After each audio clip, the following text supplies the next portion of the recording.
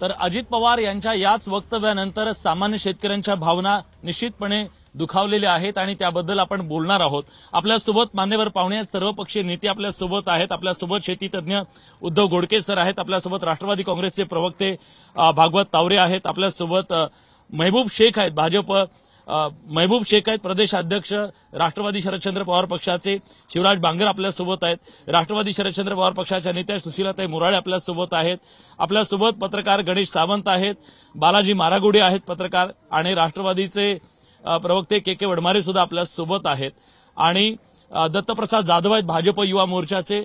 आपण या सगळ्यांचं स्वागत करूया। आणि भागवतजी, मी तुम्हाला भागवत तावरे आपल्यासोबत आहेत।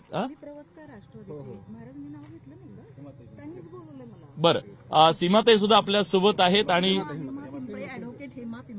अॅडव्होकेट हेमा पिंपळे ताई सुद्धा आपल्यासोबत आहेत। ताई, तुमचं सुद्धा स्वागत आहे। नाही, माझ्याकडून तुमचं नाव राहून गेलं।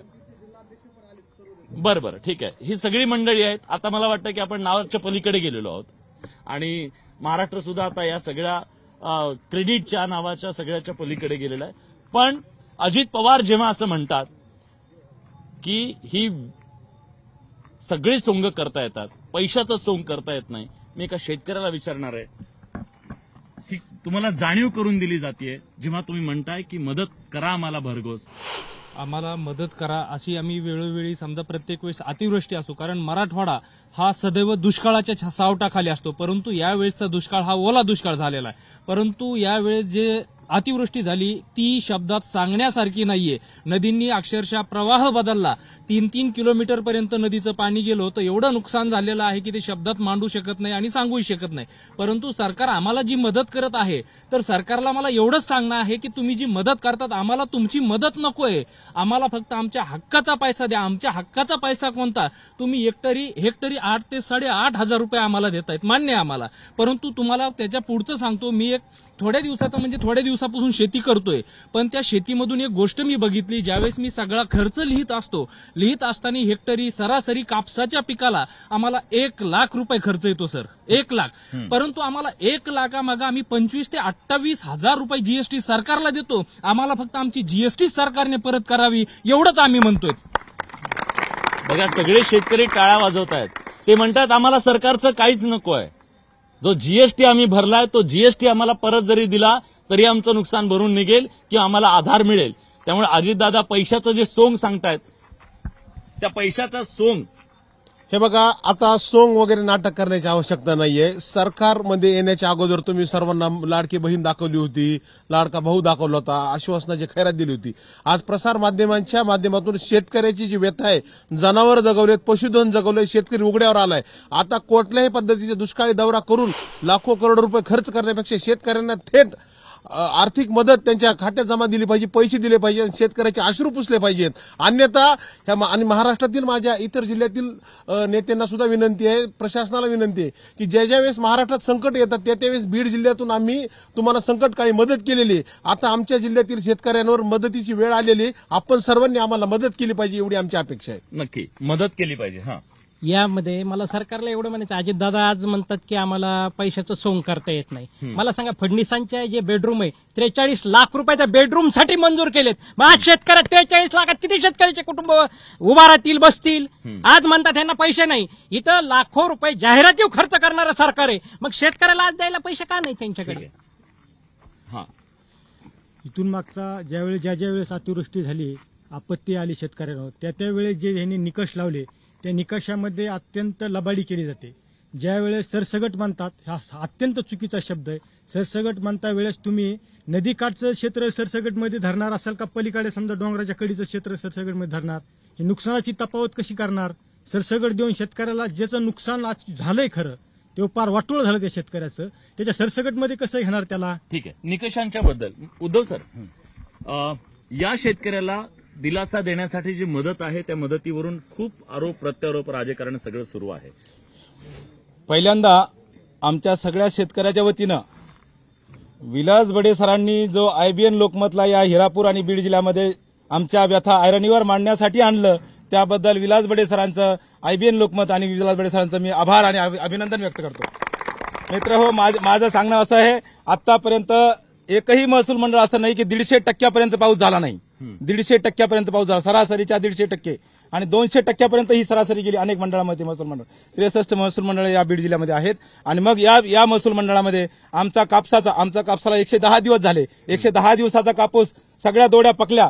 आमचा सगळा पूर्ण खर्च करून घेतला निसर्गाने. म्हणजे आमचं खत असेल, बियाणं असेल, लागवड असेल, खुरपण असेल किंवा फवारणी असेल, सगळं करून घेतलं. अगदी सोयाबीनचं सुद्धा सगळं करून घेतलं. आणि ऐन टायमाला अतिवृष्टी आली आणि आमचं हे 110 दिवसानंतर सगळा कापूस, पहिल्या वेचणीतला सगळ्यात जास्त कापूस येईल येणारा कापूस असतो, आणि तो सगळा कापूस माती मोल झाला. तसंच सोयाबीनला कोंब फुटले आणि अक्षरशः हे कोंब पाहून शेतकरी आज रडतायत. प्रत्येक शेतकरी रडतोय. आणि मग शेतकऱ्याला जर मदत द्यायची असेल तर तुमचे खिसे किंवा तुम्ही जर हे जे भूमिका मांडताय, 85 रुपये जर एक गुंठ्याला मदत देणार असाल तर 85 लाखाचा तुमचा दौरा कशाला करता? हा माझ्यासारख्याचा सवाल आहे. आणि हा सवाल आमचा शेतकरी का करतोय? कारण आम्हाला जर द्यायची असेल मदत तर एनडीआरएफच्या तिप्पट रक्कम, जशी कोल्हापूर सांगलीला तुम्ही 19ला दिली होती आणि कर्जमुक्ती जशी दिली होती, ज्याच्याकडे कर्ज नाही त्याला एनडीआरएफच्या तिप्पट रक्कम द्या, आणि ज्याच्याकडे कर्ज आहे त्याचं पीक कर्ज माफ करा. ही आमच्या सगळ्या शेतकऱ्यांची मागणी आहे. शेतकऱ्यांची मागणी आहे. विरोधक म्हणून तुमची काय भूमिका आहे? सरकार अप्रत्यक्षपणे आर्थिक अडचण दाखवतंय. असं आहे की सरकारने आर्थिक अडचण दाखवायचं कारण नाही. तुम्ही कर्ज घ्या. कॉन्ट्रॅक्टराचे पैसे द्यायला तुमच्याकडे कर्ज घ्यायला जमतं. तुमच्या सुप्रीम कोर्ट तुमच्या 4-4 हजार कोटीच्या एका अभाव निविदा दिली. ती निविदा तुमची रद्द करतंय. आम्हाला त्या खोलात आता जायचं नाही. तुम्ही पालकमंत्री पदासाठी कुणी रुसून बसतंय, कुणी दरेगावाला जातंय, कुणी दिल्लीला चक्रा मारतंय. अरे शेतकऱ्यासाठी कधीतरी दिल्लीला जा. तुमच्या दिल्लीच्या आकाला कधीतरी सांगा की शेतकऱ्याला मदत पाहिजे. याच्या अगोदर 4 ते 14 अशा अनेक वेळा अतिवृष्टी झाली. त्यावेळेला शरद पवार साहेब या देशाचे कृषी मंत्री होते. दुसऱ्या दिवशी बांधावर जायचे, दिल्लीला जायचे आणि केंद्र सरकारकडनं पॅकेज द्यायचे आणि ते पैसे शेतकऱ्याच्या खात्यावर जायचे. आज 15 दिवस झाले. 15 तारखेला पहिला पाऊस आला विलास सर. 15 तारखेला पहिला पाऊस झाला. आज 25 तारीख आहे. आज ह्यांची पहाट आज झाली 10 दिवसांनी. ह्यांना लाजा वाटत नाहीत. आज घरात चमचे शिल्लक राहिले नाहीत, खायच्या प्लेटा शिल्लक राहिल्या नाहीत. अक्षरशः घर आज होत्याचं नव्हतं झालं. शून्यापासून सुरुवात करायची वेळ आज लोकांच्यावर आली. शेतीला 5-5 परस खड्डे पडले, सगळी माती वाहून गेली. आणि आज तुम्ही म्हणताय पैसे नाहीत. मग सरकार म्हणून तुम्हाला मायबाप म्हणून घ्यायचा काय अधिकार आहे? जर पैसे नसतील, तुम्हाला सरकार चालवता येत नसलं तर बाजूला सरका ना. ठीक आहे. आता किती मदत दिली तर हा शेतकरी उभा राहू शकेल? डिझास्टर मॅनेजमेंट नावाचं एक कलम आहे आपल्या सगळ्या योजनेमध्ये. त्याचे प्रमुख आहेत कलेक्टर साहेब. माझ्या माहितीप्रमाणे एवढा हाहाकार झालाय तरी सुद्धा अजून कलेक्टर साहेबांनी डिझास्टर मॅनेजमेंटची बैठक घेतली नाही. त्यांना रबी कशाला म्हणतात आणि खरीप कशाला म्हणतात हे कळत नाही. त्यांनी खरं म्हणजे वैयक्तिक मदत देण्यासाठी डिझास्टर मॅनेजमेंट आहे. अजूनपर्यंत शेतकऱ्याला वैयक्तिक मदत मिळू शकली नाही. शेतकऱ्याचे गायगोटे वाहून गेलेत. गुत्तेदाराच्या 90-10% मध्ये तुम्ही आज प्रशासकीय मंजुऱ्या आज आलेल्या आहेत काही, परंतु गायगोट्याची जी MREGSच्या मार्फत केंद्र सरकारची स्कीम आहे ती बंद केलेली आहे. ती गायगोट्याची योजना जर चालू केली, आज जनावरं दगावलेत शेतकऱ्याचे, जनावराचं विमे उतरलेत पण त्यांना 1 रुपयाची मदत व्हायला तयार नाही. डिझास्टर मॅनेजमेंट नुसार खरं म्हणजे कलेक्टरने दिलं. काय दिलं आज दादा? खरं म्हणजे हसावा कराडावा. राजा उदार झाला आणि हाती भोपळा दिला, अशी गत आमची सगळ्यांची झालेली आहे शेतकऱ्यांची. खरं म्हणजे 5,000 रुपये फक्त कोणत्या शतकात आहेत दादा? तुम्ही 14,000 कोटी रुपये कुंभमेळ्यासाठी तुम्ही मंजूर केलेत. आमचा विरोध नाहीये, करा तुम्ही. आणखीन 28,000 कोटी करा. पण शेतकऱ्याला 2200 कोटी फक्त, नुसत्या 2200 कोटीवर 1500 रुपये सुद्धा येत नाहीत वाट्याला. 31 लाख शेतकरी बीड जिल्ह्यात अफेक्टेड आहेत असा सरकारचा आकडा आहे. मग अशा आकड्याला काय उत्तर आहे सरकारकडं? आणि एकदम कुंभकर्णाच्या अवलादीचं हे सरकार आहे. झोपेचं सोंग घेतलेलं आहे, झोपलेलं नाहीये हे सरकार. ही गोष्ट आहे. मला इथं प्रामुख्याने एक मुद्दा मांडायचा आहे. महाविकास आघाडीचं सरकार ज्यावेळी होतं त्यावेळी हेच देवेंद्रजी फडणवीस 25,000 रुपये शेतकऱ्यांना द्या म्हणून म्हणायचे, एकरी द्या म्हणायचे. आणि आता त्यांनीच एकरी 3400 रुपयाची घोषणा केली आहे. म्हणजे अशा प्रकारे जर हे सरकार वागत असेल तर मला वाटतं डिझास्टर मॅनेजमेंटचा विषय निघाला तर चांगले डिझास्टर मॅनेजर आदरणीय शरदचंद्रजी पवार साहेब या राज्याला लाभलेले आहेत. मला वाटतं त्यांचं गायडन्स ह्या सरकारने घ्यावं आणि त्यांची एक डिझास्टर मॅनेजमेंटची त्यांच्या अध्यक्षतेखाली बैठक घ्यावी आणि खऱ्या अर्थानं शेतकऱ्याचा सातबारा कसा कोरा करायचा असतो आणि खऱ्या अर्थानं ज्यावेळी शेतकरी नडला जातो नैसर्गिक संकट, आसमानी संकट ज्यावेळी त्याच्यावर येतं त्यावेळी खऱ्या अर्थानं त्या शेतकऱ्याला दिलासा कसा द्यायचा असो जेणेकरून दिवसाला ज्या 8 ते 10 शेतकऱ्याच्या आत्महत्या होत आहेत त्या वाचतील. आणि दुसरा मुद्दा मला असा मांडायचा आहे की तुम्ही मेट्रो ट्रेन आणता, मोनोरेल आणता किंवा काय काय वेगवेगळे प्रकल्प आणता, शक्तीपीठ सारखं हजारो कोटी रुपयाचा प्रकल्प तुम्ही या राज्यात आणता ज्याची काहीही गरज नाही. मला या सरकारला विनंती करायची आहे की हे सगळं खायला लागत नाही हो. हे शक्तीपीठ तुम्ही खाणार आहात का? मोनोरेल तुम्ही खाणार आहात का? मेट्रो ट्रेन तुम्ही खाणार आहात का? नाहीत खाणार. तुम्हाला खायला बाजरी, गहू, ज्वारी, मका जे काही अन्नधान्य असतं तेच लागतंय. आणि त्या अन्नधान्याला जर तुम्ही भाव देत नसाल तर तुमच्या सरकारवर. ठीक. विरोधकांनी खूप तिखट शब्दामध्ये आपल्या भावना व्यक्त केलेल्या आहेत, पण सत्ताधाऱ्यांचं याबद्दलचं काय म्हणणं? मी येतो तुमच्याकडे, कारण विरोधकांकडून सगळ्या ज्या टीका टिप्पण्या झाल्या, पण सत्ताधाऱ्यांचं काय म्हणणं आहे? आज शेतकरी संकटात असताना त्यांना आर्थिक परिस्थिती राज्याची, पैशाचं सोंग करता येत नाही, ह्या सगळ्याची आठवण करून देत सरकार नेमकं काय सांगतंय? अजितदादांना काय सांगायचं? मला असं वाटतं की आपण ज्या वक्तव्याची चर्चा करतो की अजितदादा असं म्हटलं की पैशाचं सोंग करता येत नाही, पैशाचं सोंग करता येत नाही याचा अर्थ असं ते अजिबात म्हटले नाही की आम्ही शेतकऱ्यांच्या सोबत नाहीत. आज दिवसभरातले पहाटे 5 वाजल्यापासून तर अगदी सायंकाळच्या 5 वाजेपर्यंत ते बांधावर जाऊन, आता अनेक माझ्या मित्रांनी असं सांगितलं की या ठिकाणी त्यांची येण्याची गरज नाही, या दौऱ्यामध्ये पैसे खर्च करण्याची गरज नाही. मी त्यांना विनंती करतो की उद्धवजी जेव्हा मुख्यमंत्री होते, महाराष्ट्राचे आघाडी सरकार होतं, तेव्हाही कोरोनासारखी आपत्ती आली. मुळात आपत्तीचं राजकारण करणं हे दुर्दैवी आहे.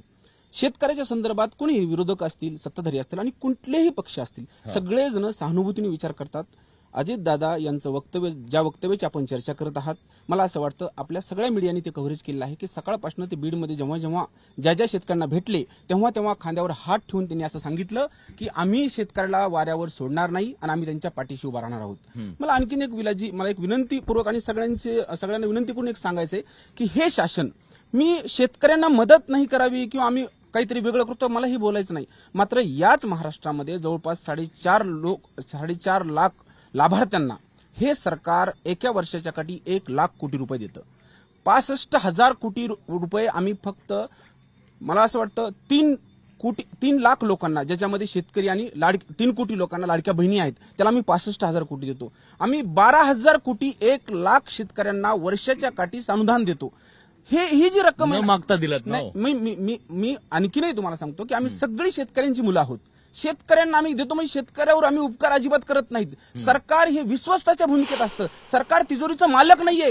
हे अजितदादांनी स्वतःहून अनेकदा सांगितलं की आम्ही सरकारचे. अजितदादा तर दरडावतच फिरतायत सगळ्यांना, ह्याला दरडाव, त्याला दरडाव, त्याला मुख्यमंत्री केला, ह्याला मुख्यमंत्री करा. तुम्ही लोकांच्या भावना दुखावतायत. जेव्हा लोक असं बोलत असतात आणि अधिकारी जेव्हा त्यांना काउंटर करतो तेव्हा तेच अजितदादा म्हणतात की माझा शेतकरी बोलतोय, त्याचा अगोदर ऐकून घ्या. अधिकाऱ्यांना झापलेलं तुम्ही दाखवत नाही. कुठला काय यांनी जो प्रश्न विचारलाय ना की आम्हाला जीएसटी जी आमच्याकडून घेतली, ठीक आहे. आता आमचे मित्र भागवत तावरे जे बोलतायत ना, ते उपकाराची भाषा आहे. सरकार आम्हाला हे देते, सरकार आम्हाला ते देते. हे सरकार आश्वासन देतंय आणि निवडणुका जिंकतंय, हा सरकारचा मूळ मुद्दा आहे. आमच्या ह्या शेतकरी मित्रांनी जे सांगितलं ना की आमच्याकडनं जीएसटी घेतली जाते 25,000 रुपये, 28,000 रुपये एकरी, तर ते जीएसटी आम्हाला द्या, सरकारची भीक नकोय. कोल्हापूरला जेव्हा महापूर आला होता, मी विनंती करतो, म्हणजे सांगली कोल्हापूरला जेव्हा महापूर आला होता, तुम्हाला या गोष्टीची आठवण करून द्यायला मला खूप आवडेल की केंद्राने त्याला एक पॅकेज दिलं होतं.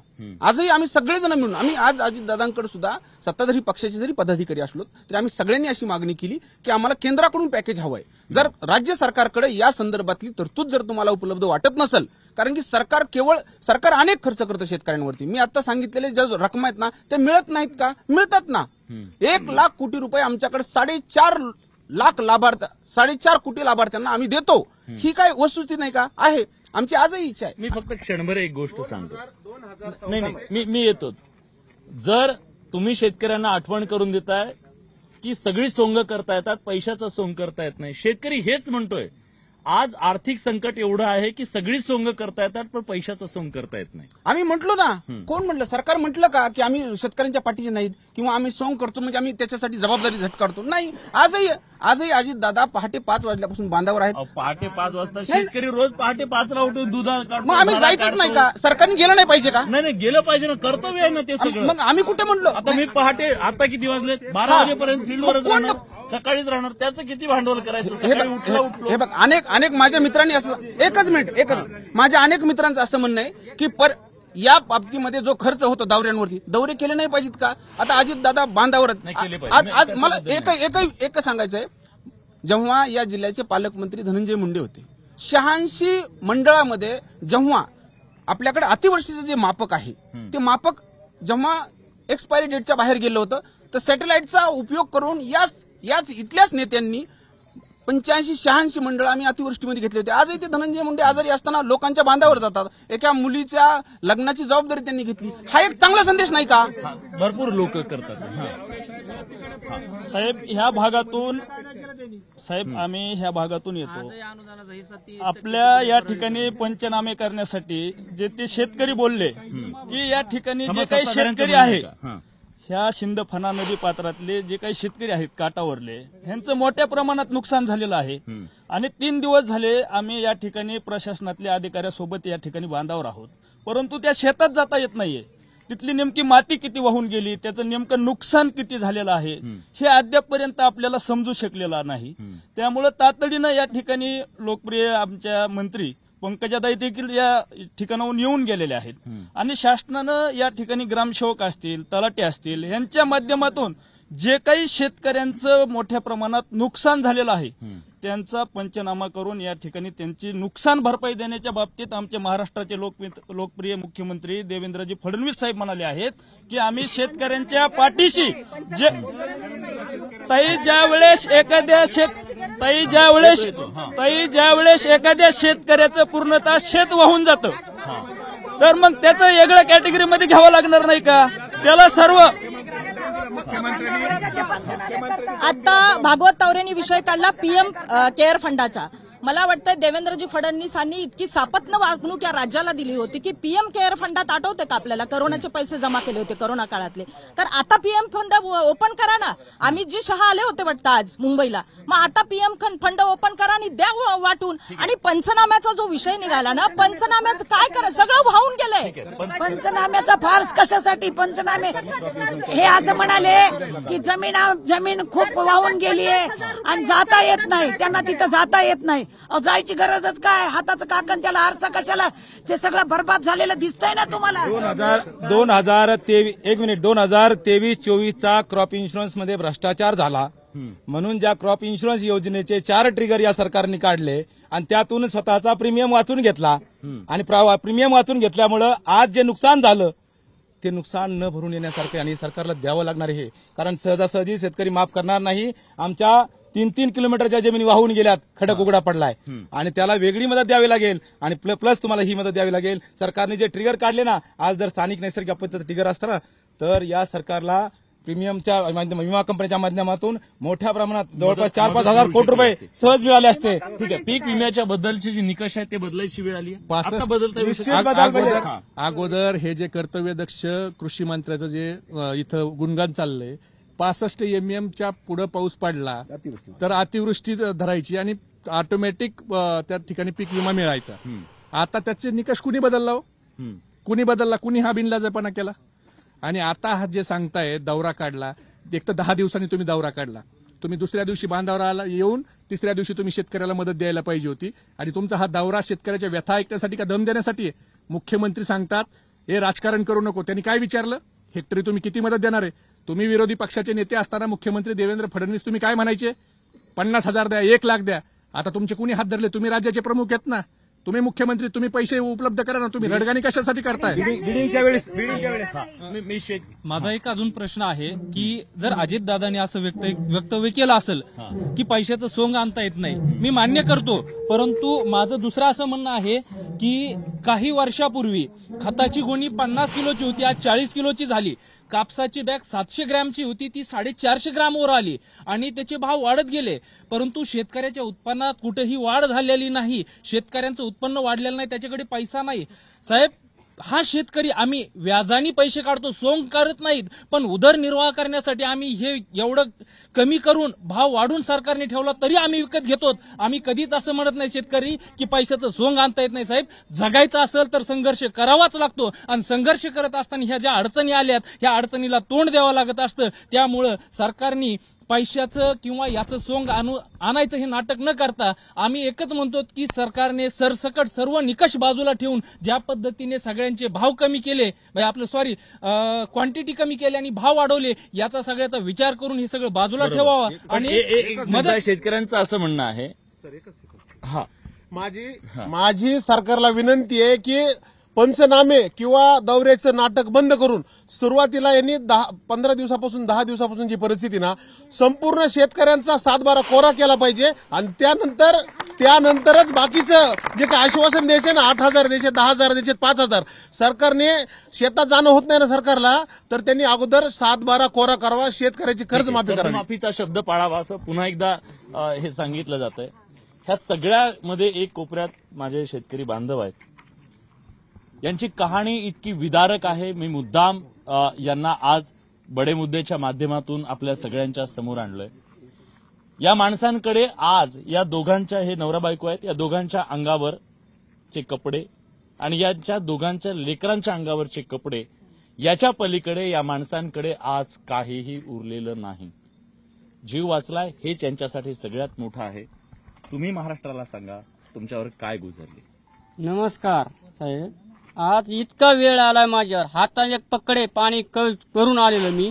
एक तर 10 लाख रुपये व्याजाने काढून, बँकेचं लोन काढून 10 गाई घेतल्या, 10 शेळ्या घेतल्या, 500 कोंबडी घेतली, सगळं बचत गट हे बँकेचं लोन काढून हे करून ते करून गावात सगळ्या गावकऱ्याला सगळ्याला माहिती, असं बी लबाड नाही, काही नाही.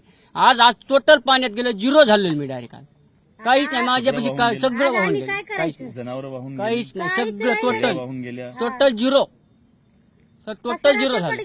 कपडे राहिले, कपडे पाण्यातून सहकार्य केले गावकऱ्या लोकांनी मला इतकं. गावातले पोरं आले ना आम्हाला काढले बाहेर.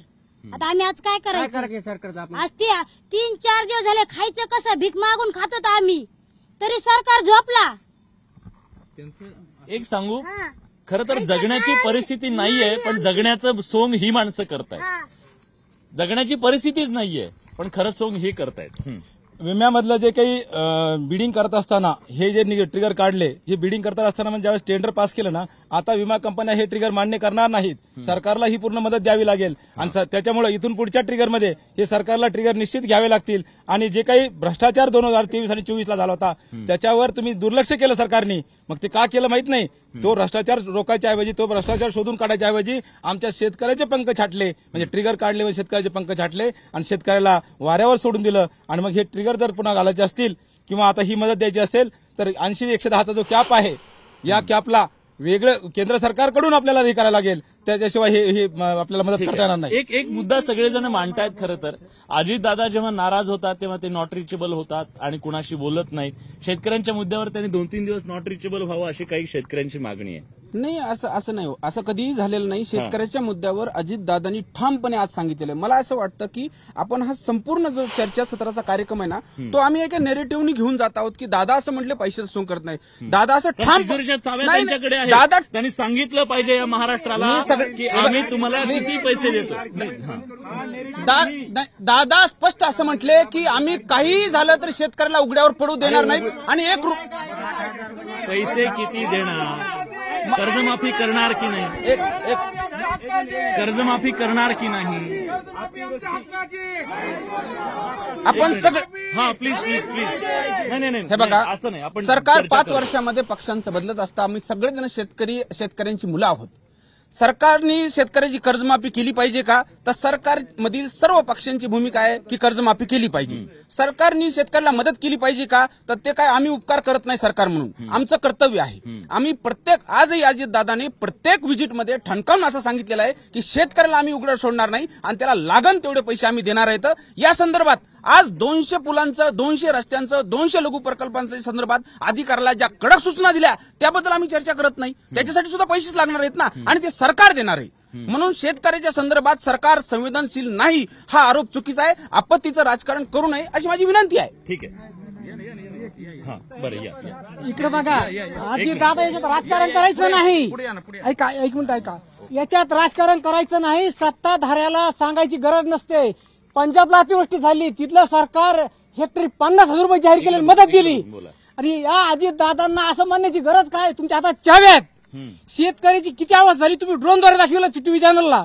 इतकं असताना तुम्ही दौरे काढण्याची गरज काय? ऐका दौरे काढण्याची गरज नाही. सगळं दिसतं तुम्हाला.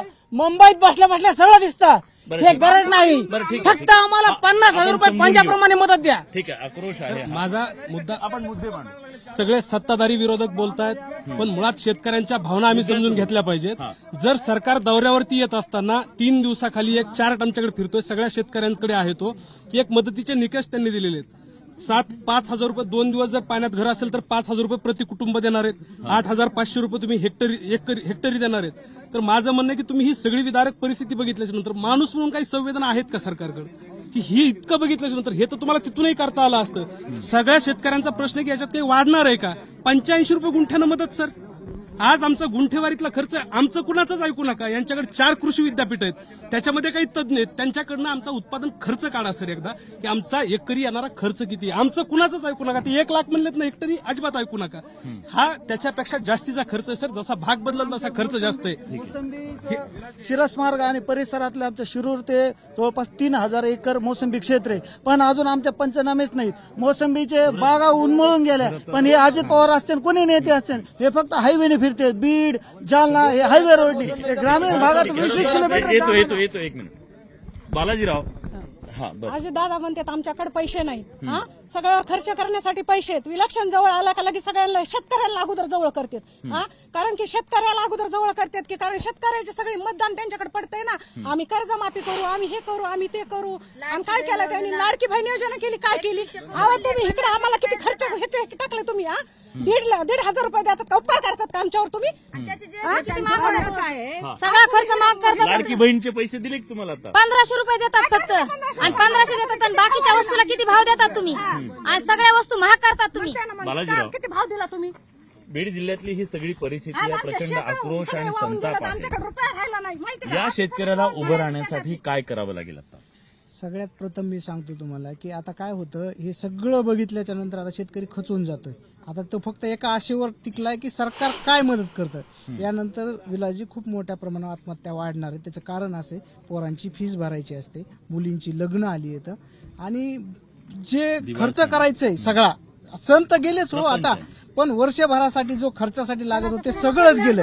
मला वाटतंय सरकारनं पहिल्यांदा शाळेची फीस माफ करावी. सगळी त्यांच्या हॉस्टेलचा खर्च करावा, त्यांची शाळेची फीस माफ करावी. आणि दुसरी गोष्ट, सरकारनं आणि सगळ्या पक्षांना, सामाजिक कार्यकर्त्यांना माझी विनंती आहे, त्यांनी आता इथून पुढे सार्वजनिक विवाह सोहळे सुरू करावेत. म्हणजे जेणेकरून काय होईल की हे जे चढाओढीचे लग्न जे करतील, एखाद्या गरीब शेतकरी त्याचा तो खर्च करू शकत नाही, स्वतःच्या दारात मंडप घालू शकत नाही, पण शेजाऱ्यानं केलंय म्हणून त्याला करायचं असतं, म्हणून पुन्हा तो खर्च वाढतो. तर मला वाटतं ही चळवळ आता ही केली पाहिजे. चांगली सूचना आहे. काय करायला हवं या संकटातून बाहेर पडण्यासाठी? विषय असा आहे की मडे झाकुनी करती पेरणी कुणब्याची वाई लोलाई. म्हणजे आमच्या शेतकऱ्याचा पोरग किंवा शेतकरी बाप आमचा, की घरात जर एखादा माणूस मेला का, ज्यावेळेस पेरणीचे दिवस असतात त्यावेळेस ते मड झाकून अगोदर पेरणीला महत्व देतं. तर मग मला वाटतं की सरकारने आत्ताची परिस्थिती भयावह हे सगळ्यांना माहिती आहे. अशा परिस्थितीमध्ये एक तर जसं की आमच्या सह्याद्री सातत्याने हिमालयाच्या मदतीला धावतो, तसं आता दिल्लीच्या सरकारने जास्तीत जास्त कशी मदत महाराष्ट्राला देता येईल याकडे लक्ष दिलं पाहिजे. दुसरी गोष्ट, महाराष्ट्र शासनाने यांनी बालाजींनी सांगितलेलं फी तर माफ व्हायलाच पाहिजे, परंतु आज मितीला तात्काळ शेतकऱ्याच्या ह्याच्यामध्ये कुठली तरी 10,000 20,000ची मदत खात्यावर गेली पाहिजे, मदत मिळाली पाहिजे, कारण शेतकरी आता संकटात आहे. अपेक्षा काय? ज्या वेळेला शेतकऱ्याच्या बांधावरती जातोय ना, त्यांच्या डोळ्यातला केविलपणा आणि त्याच्या मनातलं दुःख हे प्रचंड आहे. आणि प्रत्येक बांधावर गेलेल्या लोकांना तो शेतकरी प्रचंड तळमळीनं आणि अगदी मनापासून काय नुकसान झालं हे सांगतोय. आणि हे जे सरकार आहे, हे सरकार अतिशय निर्दयीपणे या सगळ्या भूमिकेकडे पाहत आहे.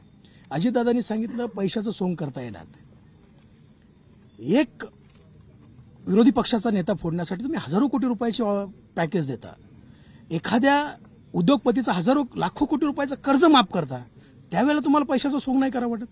आणि मग शेतकऱ्याला देताना तुम्ही पैशाचं सोंग करताय. हा जो शेतकऱ्याचा तळतळाट आहे, तो तळतळाट तुम्हाला खाली खेचल्याशिवाय राहणार नाही. आता नवीन प्रवक्ते झालेले भागवत तावरे त्यांनी आता गुणगान गायलं धनंजय मुंडेंचं. पीक विम्यामध्ये पीक विम्यामध्ये पीक विम्यामध्ये जी मेख मारली आहे, पीक विम्याचं जे वाटोळं केलंय, त्या वाटोळ्यामुळे आज शेतकरी रस्त्यावरती आलेला आहे. आणि पीक विम्याचे निकष कुणी बदलले हे त्यांनी सांगितलं पाहिजे. दादा बांधावरती फिरतायत, दम देताय हो तुम्ही शेतकऱ्याला. शेतकरी म्हणजे काही भिकारी नाहीये, शेतकरी हा जगाचा पोशिंदा आहे. करायला येताय, तुम्ही सांत्वन करायला येताय, तर त्याच्या अश्रू पुसण्यासाठी आलाय, तर निश्चितपणे एक आस लागलेली आहे. आम्ही गावागावातून फिरतोय, हे टीव्हीचे कॅमेरे जेव्हा आज गावात पोहोचतात तेव्हा ही जी माणसं बसली आहेत ना, आज मला महाराष्ट्राला हे दाखवायचं, ही माणसं सगळी आशेने इथं बसलेली आहेत. काहीतरी कळेल, या चर्चेतून काहीतरी होईल, सरकारपर्यंत आमचा आवाज पोहोचेल आणि काहीतरी आमच्या पदरात पडेल. ही माणसं आज गावागावात अशाच पद्धतीनं नेत्यांच्या गाड्या आल्या की आशेने बसतात, टीव्हीचे कॅमेरे आले की आशेने बघतात आणि सगळ्यांच्या नजरा लागलेल्या आहेत त्या सरकारच्या मदतीकडे.